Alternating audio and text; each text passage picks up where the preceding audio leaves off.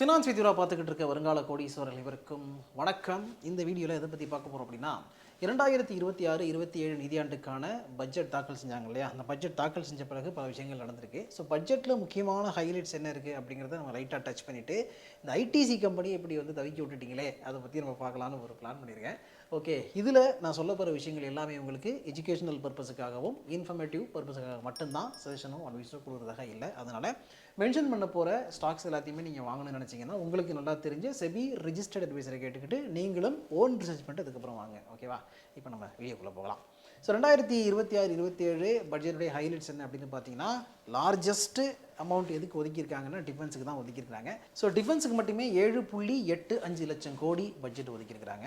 அதாவது லாஸ்ட் இயரில் இருந்து இந்த நிதியாண்டில் பார்த்தீங்கன்னா 15.19% டிஃபென்ஸ் பட்ஜெட் இன்க்ரீஸ் ஆகிருக்கு. தேச பாதுகாப்பு அப்படின்னு வரும்பொழுது அதில் எந்த விதத்திலும் நம்ம சமரசம் பண்ணக்கூடாதுங்கிறது உறுதியாக இருக்காங்கன்னு இதில் தெரியுது.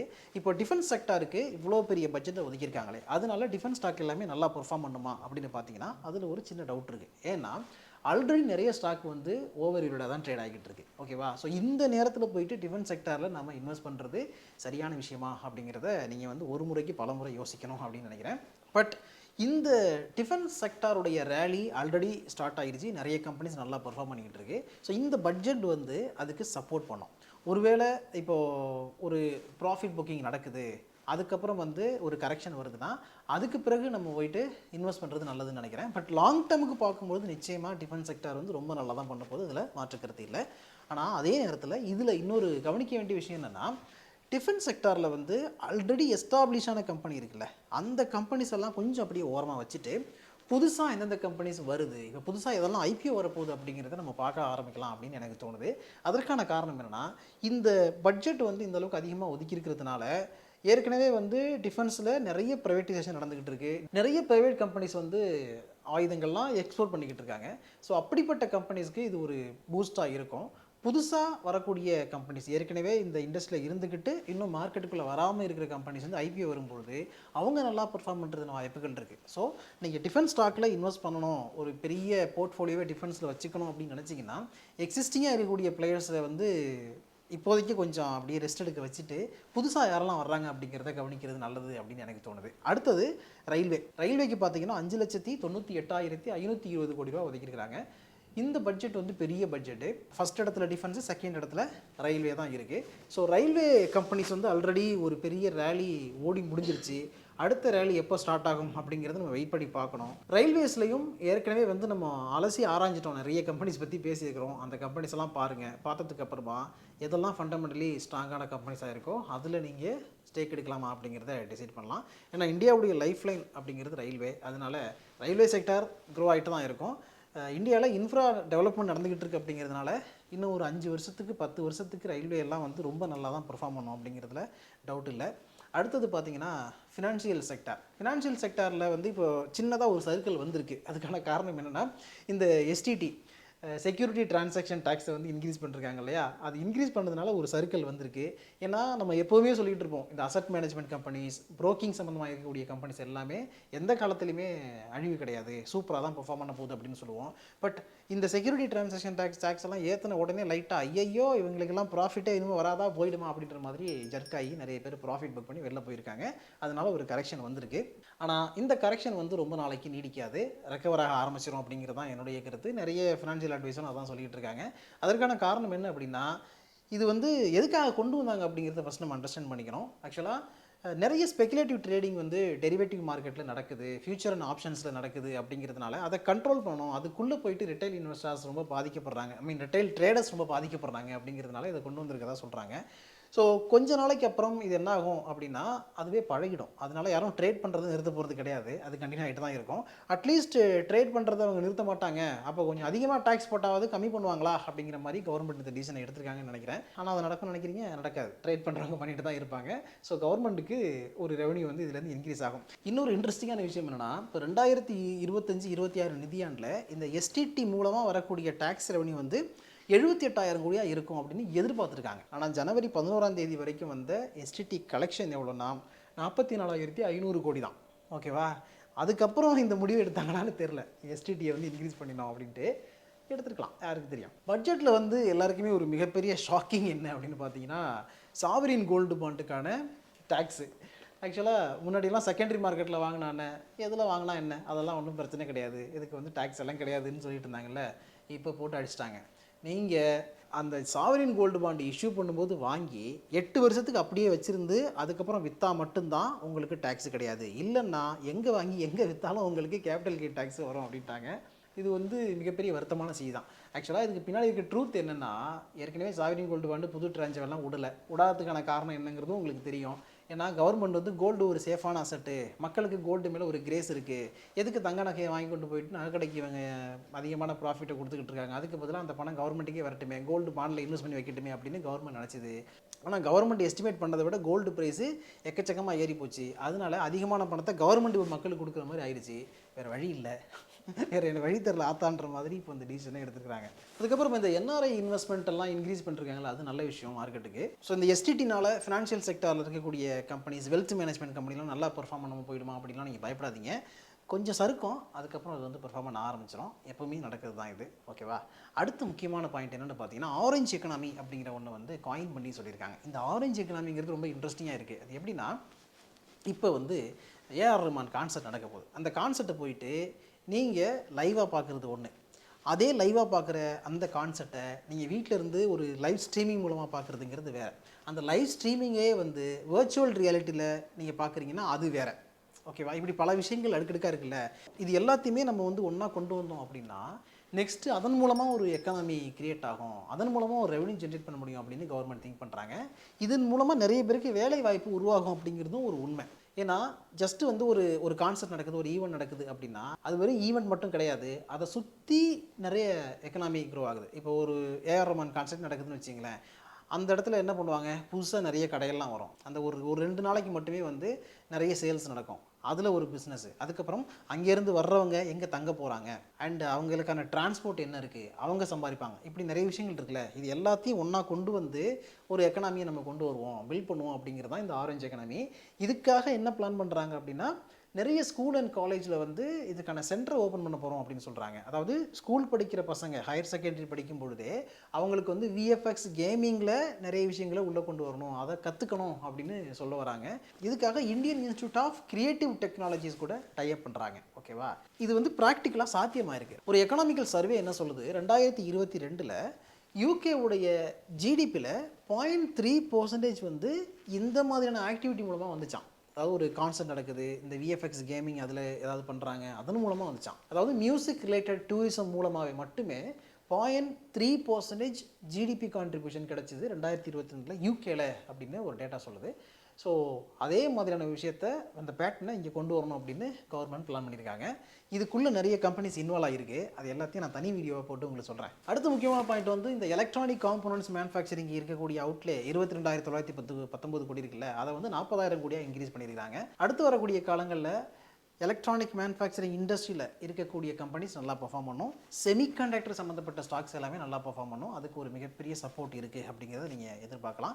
இது சம்மந்தமாக என்னென்ன கம்பெனிஸ் இருக்குது அப்படிங்கிற நம்ம தனியாக பேசுவோம். பயோஃபார்மா சக்தி அப்படிங்கிற ஒரு ப்ரோக்ராம் இன்ட்ரடியூஸ் பண்ணியிருக்காங்க. இந்த ப்ரோக்ராம் மூலமாக பயோஃபார்மா மேனுஃபேக்சரிங் ஹப் இந்தியாவில் உருவாக போகுதுன்னு சொல்கிறாங்க. ஏன்னா நிறைய மருந்து பொருட்களுக்கு நம்ம வெளிநாடுகள் நம்பி இருக்க வேண்டியிருக்கு, அந்த டிபெண்டன்சி இனிமேல் இருக்கக்கூடாது, அதை ரெடியூஸ் பண்ணணும் அப்படின்னு கவர்மெண்ட் ஒர்க் பண்ணுறாங்க. அதனால தான் இந்த 10,000 crore அப்படிங்கிறத இதுக்கு ஒதுக்கியிருக்காங்க. இது ரொம்ப ரொம்ப நல்ல விஷயம். இதனால நிறைய கம்பெனிஸ் நல்லா பெர்ஃபார்ம் பண்ணுறதுன வாய்ப்புகள் இருக்குது. இப்போ எக்ஸாம்பிள் சொல்லணும்னு பார்த்தீங்கன்னா பயோகான், அதுக்கப்புறம் வந்து Zydus life science, doctor Reddy's laboratories, Aurobindo pharma, sun pharma, இந்த மாதிரி இருக்கக்கூடிய கம்பெனிஸ் எல்லாமே இதன் மூலமாக ஒரு சப்போர்ட்டாக எடுத்துப்பாங்க. ஃபைனலாக நம்ம பார்க்க வேண்டிய, கவனிக்க வேண்டிய, நிறைய பேர் ஹார்ட் அட்டாக் வந்துருக்கக்கூடிய ஒரு விஷயம் என்னென்னு பார்த்தீங்கன்னா, சிகரெட்டுக்கு 40% ஜிஎஸ்டி அப்படிங்கிறது. இப்போ சிகரெட்டுக்கு 40% ஜிஎஸ்டி அப்படின்னு சொன்ன உடனே ஐடிசி ஷேரை விற்றுட்டு எங்கேப்பா வந்து எங்கேயாவது வீடு வாங்கி செட்டில் ஆகலாம்னு நிறைய பேர் போயிட்டாங்க. அதனால் அதை பற்றி கொஞ்சம் பார்ப்போம். எக்ஸைஸ் டியூட்டி 2,050 ரூபாயிலிருந்து 8,500 ரூபா per 1000 cigarette sticks along side 40% GST அப்படின்னு ஆல்ரெடி சொல்லிட்டாங்க. February 1 இது இம்ப்ளிமெண்ட் ஆகிருச்சு.